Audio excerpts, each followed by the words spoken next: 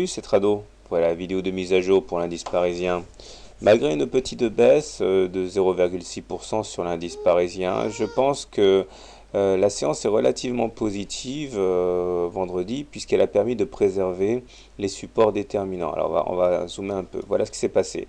Après avoir calé sur la ligne noire ici des 3090 correspondant à la ligne d'eau de la tasse avec anse, ici, je l'ai fait figurer, tasse avec anse. Je vous rappelle que c'est quand même un élément fondamental parce que tant qu'on ne repassera pas au-dessus, on aura pour objectif d'aller chercher les 2587, ici, correspondant à la hauteur de la tasse reportée en dessous de la ligne d'eau, le segment pointillé ici.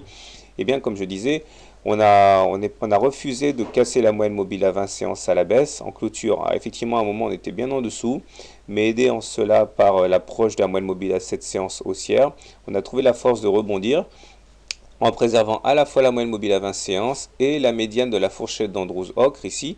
Et tant qu'on ne clôturera pas en dessous de cette médiane de la fourchette d'Andrews-Ocre, on peut être amené comme ça à faire des rotations entre cette médiane et la partie haute. Bon, entre temps, on a plusieurs éléments qui viendront s'interposer, au premier rang desquels le haut du canal marron ici, c'est-à-dire sur les 3090, conjugué avec la fameuse tasse, ligne d'eau de la tasse avec anse noire. Pardon. Sinon, pas grand-chose. On a toujours un support de résistance ici qui est le mini gap ouvert entre la séance du 5 juin et du 6 juin. On peut tout à fait envisager d'aller le chercher et de rebondir, puisque les gaps ici, il ne s'agit pas d'un gap d'épuisement, il s'agit d'un gap soit de rupture, soit de continuation. Ça dépend comment on voit les choses.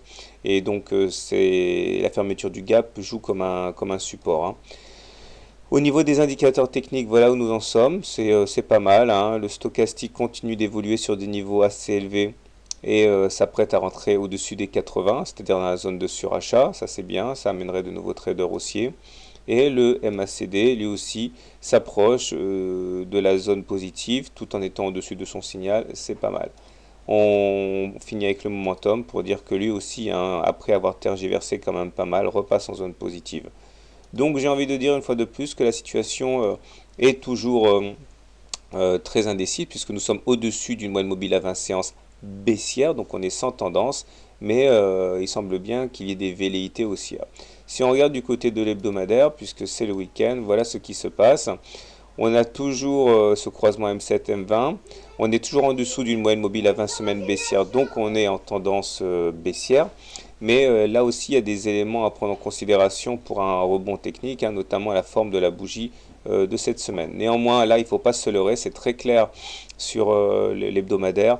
On est donc en dessous d'une moyenne mobile à 20 semaines baissière, donc on est en tendance baissière. On est capé par la moyenne mobile à 7 semaines qui s'est révélée intraitable depuis maintenant le 26 mars, pas moyen de clôturer au-dessus. C'est ce qui s'est passé aussi cette semaine, pas moyen de finir au-dessus.